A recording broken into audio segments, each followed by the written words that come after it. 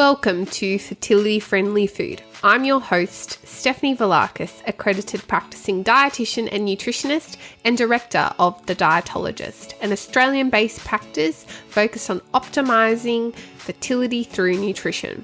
This podcast will bring you snack-size episodes for you to learn, grow, and be inspired by the latest research, facts, and practical lifestyle tips about eating well for optimal fertility, helping you cut through the confusion and myths to take back some of the control on your fertility journey, one bite at a time.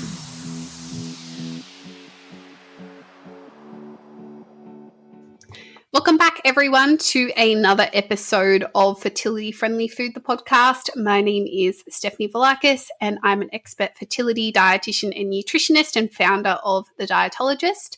Now, before we get into today's episode, just a reminder, you are invited to my free fertility masterclass, which is available for you to tune into. It's 60 minutes of jam-packed information talking you through the top 4 fertility diet mistakes that I see my one-on-one clients making and what to do instead using my practical nutrition strategies that I do use with my virtual clients every single day. So spots do fill up, so be sure to save your seat using the link in the show notes below, and I will see you there. Now, on to today's bite-sized episode, all about caffeine, coffee, and fertility.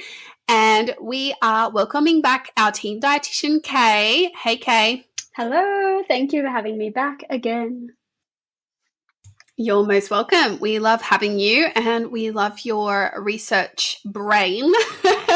So we like picking those, and I think this topic definitely warrants those skills because there is, as we will soon find out, a bit of a mixed bag when it comes to research on caffeine and fertility, right? So let's answer one of these top asked questions in our Facebook community, Instagram DMs, clients. Let's get right on into it, right? Yeah, this is literally one of the first things that my beautiful clients ask me. Please tell me, Kay, can I still have my morning coffee or two? So yes, a lot of us, especially in Australia, we love our coffee. We get fantastic coffee over here. So it's not just a wake me up in the morning thing, but it's also a social thing for a lot of us. So Steph, I know you definitely can't get through the day without your morning coffee. And for me, to be honest, I don't think coffee affects me much in terms of energy. Like I had my first coffee today at 12 o'clock, midday, not AM.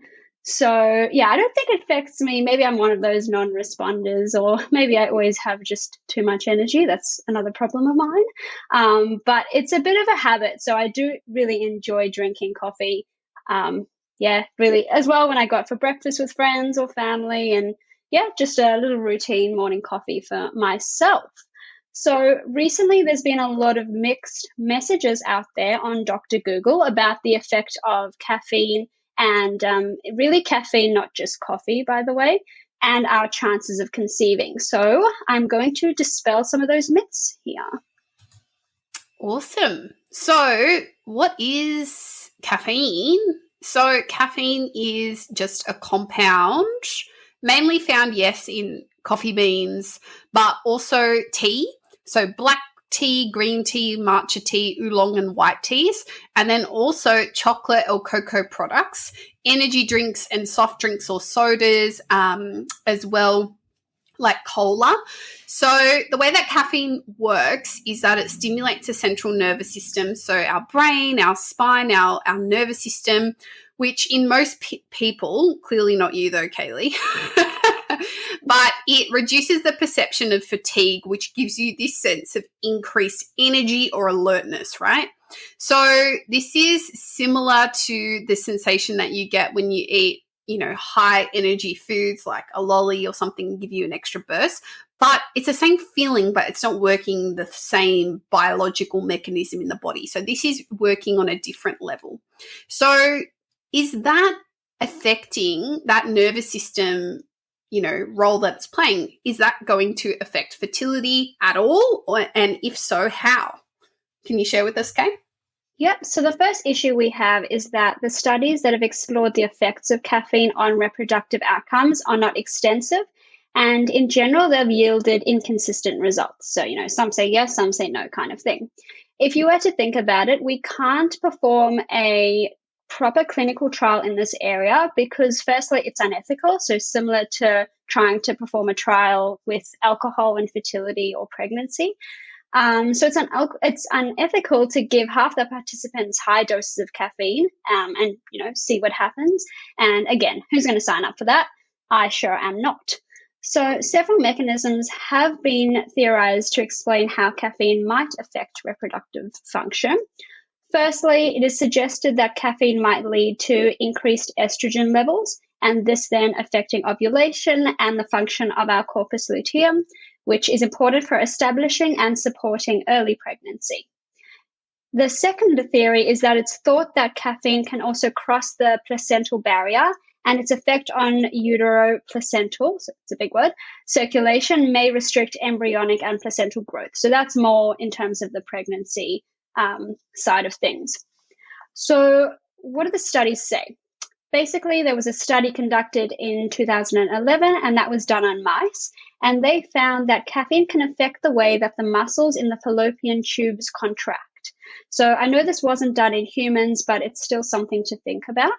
And they saw that caffeine can, in fact, stop some of the cells that line the walls of our fallopian tubes from functioning properly.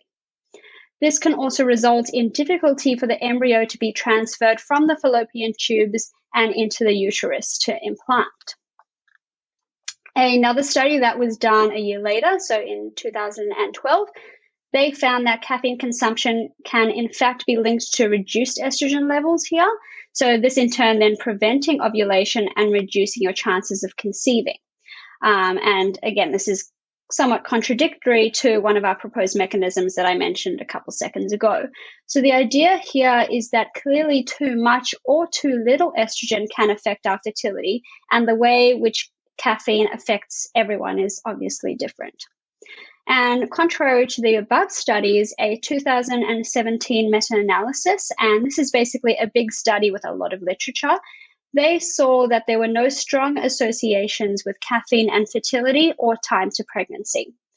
Also, an Italian study that was in this meta-analysis looked at the link between caffeine and IVF outcomes. And what they saw was that a moderate intake of caffeine, so around 200 milligrams per day, had no effect on the outcome of IVF.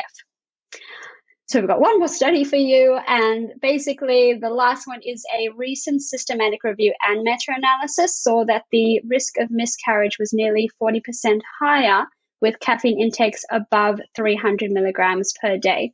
And it also continued in a dose-response manner, which basically means the higher the caffeine intake, the higher the risk of miscarriage. However, some of those authors found no association between caffeine intake and other reproductive outcomes, including fertility, time to pregnancy as well. So as you can probably hear, the research is pretty conflicting. So there's no clear, right or wrong answer here.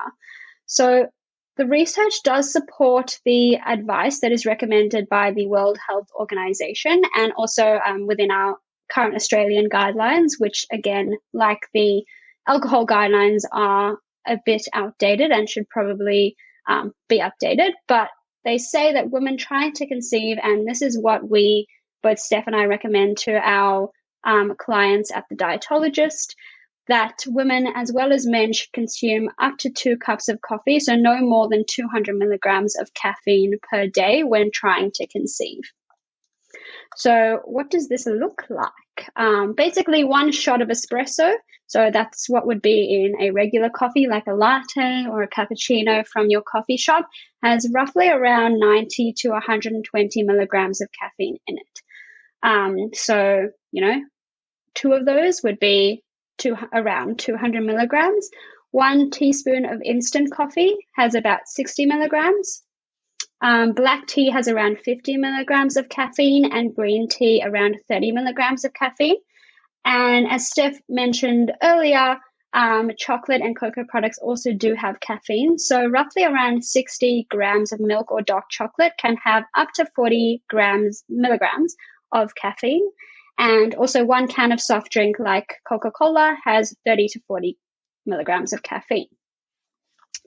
So that's a lot of information to take all at once. How about, Steph, you give us some tips on weaning from caffeine? So as some of you might know, caffeine withdrawal or coffee withdrawal is a real thing.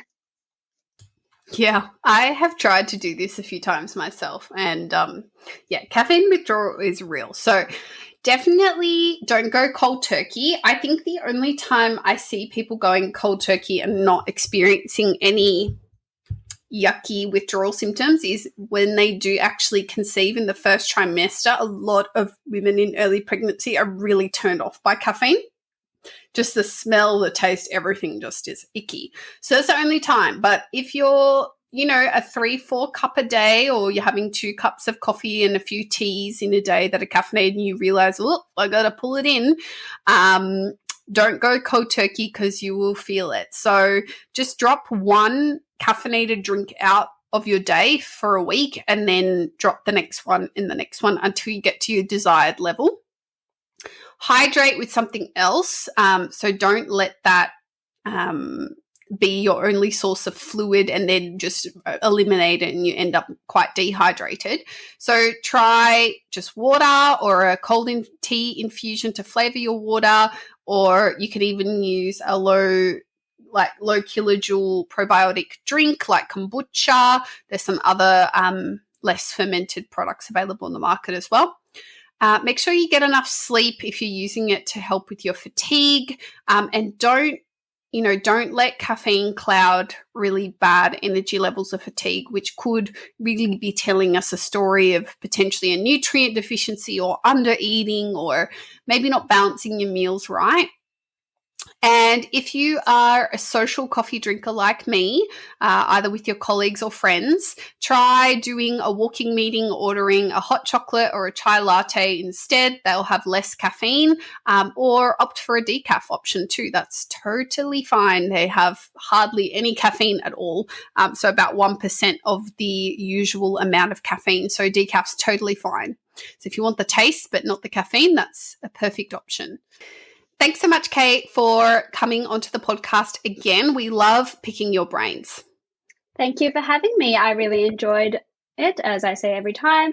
If you ever need any help with anything, and with your fertility, with caffeine intake, anything nutrition related, please book in with us at the clinic and we'd love to see you. Yeah, absolutely. We work on, all these individual things, but usually simultaneously, right? We don't just do a whole consult on caffeine. We're a bit more efficient than that. Yeah. Yeah. Don't forget to subscribe, everyone. Leave a rating and review in Apple Podcasts. That just helps us get and reach even more people, and share with your partner, friends, or family. And don't forget, save your seat for my next free online masterclass available all around the world from your laptop to learn about the 4 key fertility diet mistakes that I see my clients making and what to do instead. And hint, hint, caffeine may or may not feature in that masterclass. If you would like to save your seat, a link in the show notes below. And if you do join me, I will also be gifting you a little something. So go and check that out. I will catch you all in the next episode, everyone. Bye.